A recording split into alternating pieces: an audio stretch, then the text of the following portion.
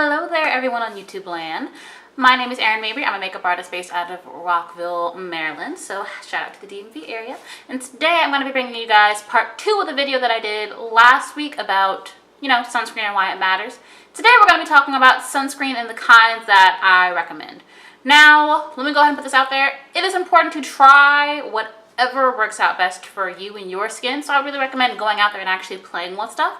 Everything that I recommend is stuff that I've used on myself personally or on clients. So I've seen the fact that, they do work or they don't cause a white cast or so on and so forth. So let's just get into it. Now, last time I also did mention that I was going to talk about the fact that there are 2 types of sunscreens, just so everybody's a little bit more aware of that. So we've got what are called physical sunscreens. And those are the sunscreens that when you go to the swimming pool, amusement park, whatever, and you see people that have this bluish white tint to their skin, that's what's called a physical sunscreen, because everything that's doing the reflecting of the sun is sitting on the surface level of the skin and immediately reflecting the sun. So these aren't necessarily the best types for people that are of deeper complexions, just because, you end up looking gray / white / blue / purple, and it's just not cute. But, it's still an option. And then you have your things like physical, that was physical sunscreen. You got your things like chemical sunscreens, which those are the sunscreens that tell you to wait 15 minutes before you go outside, because those are the ones that are actually sinking into your skin, and they're doing all of the sun reflecting that way, so that's why they tell you to wait. Now, I will say with physical sunscreens, the dead giveaway of things a physical sunscreen normally is there are 2 ingredients listed.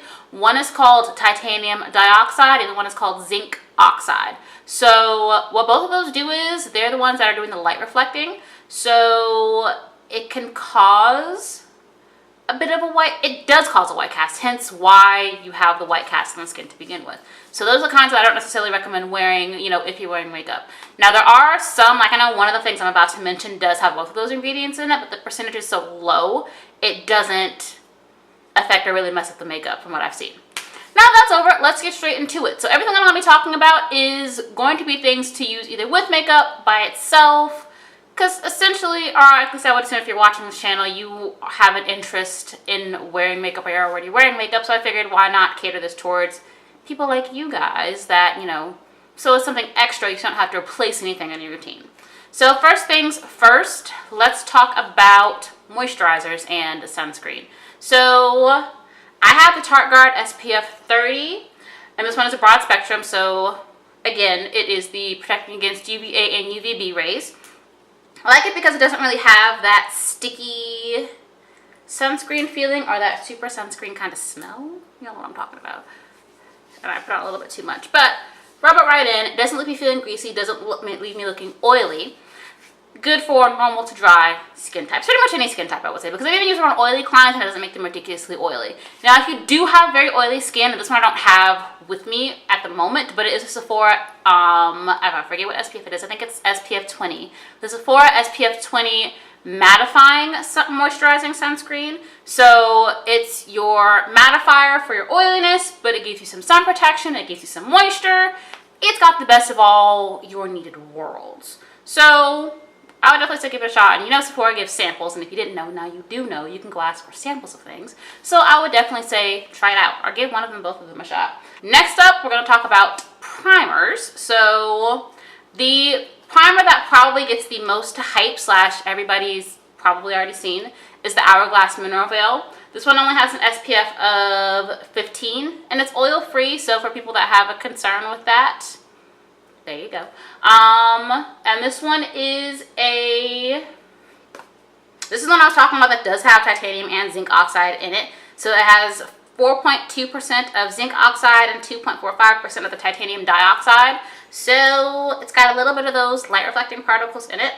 I'll put a little bit on my hand. And I've heard a rumor that if you put this on underneath the things, it makes it waterproof. Don't know how true that is or isn't. Again, I don't go swimming or out with my makeup on like that, or I don't even go walking with my makeup on. And that's how I do the majority of my sweating is when I'm working out. I don't really sweat otherwise unless it is ridiculously hot, so I can't really vouch for that. It's just something that I've heard, but don't take my word on it. But it's a good kind of primer. I feel like things that are very, very lightweight. It's not going to do anything for you in terms of like smoothing or making things appear smaller. So if you've got some texture issues that you're trying to blur out, I wouldn't recommend that. Instead, there is the, and I have a baby size of it, the Smashbox Photofinish Primer, and this is so tiny. This one's another broad spectrum SPF 20. So this one's more of a chemical sunscreen, I want to say. And similar to, it's got a similar consistency to the other Smashbox primers if you tried those. So it's more of that, as I try to attempt to squeeze it out, because I'm almost out. So yeah, so it's got that whole silicone-y feel to it. So if you want something that's going to look like it's smoothing and blurring things out, that's going to be your go-to for a primer, preferably with sunscreen in it. And I know NARS did just release one as well when they launched their other 2 revamps of their primers. And who else has one? That's all I've got for right now. If I think of any more, I'll put them in the description box somewhere. Oh, and for the things I don't have, look out for the pictures, like in the corners. It's going to be somewhere on the screen. Next up, what's easiest to go over? So there are setting sprays and setting powders. Neither of which I have. I have the spray that I'm going to recommend, and I can't find it. I'm actually really upset about this because I don't want to buy another one, but I will. And it is the Supergoop SPF 50 setting spray. It's supposed to be a mattifying spray as well.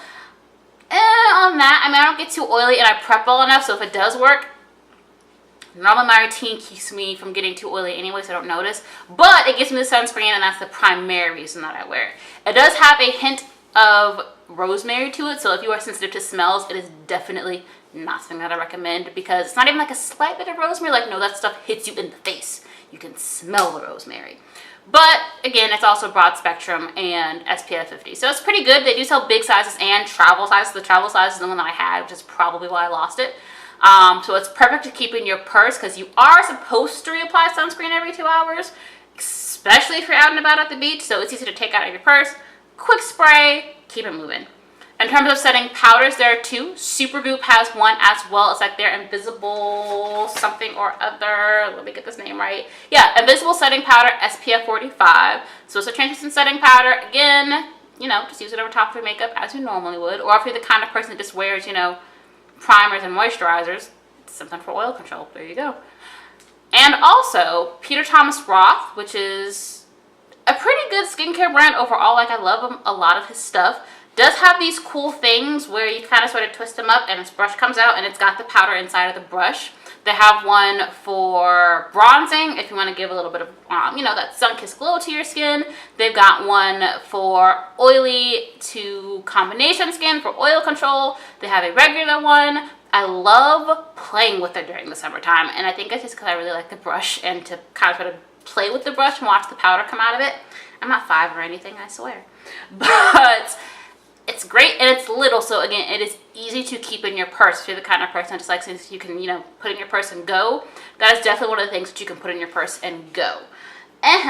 What else? Oh, and actually I'm not thinking my list. So, the last things I want to talk about that are easy to wear with makeup and sunscreen are tints. So, tinted moisturizers, beauty balms, things like that. So, there is the Urban Decay Naked Skin One and Done. Now this one does come in multiple colors because it is an SPF 20, also broad spectrum. So this is good if you want something that you can just put on and get out the door with, because I do see people also use this as a primer underneath of the regular makeup.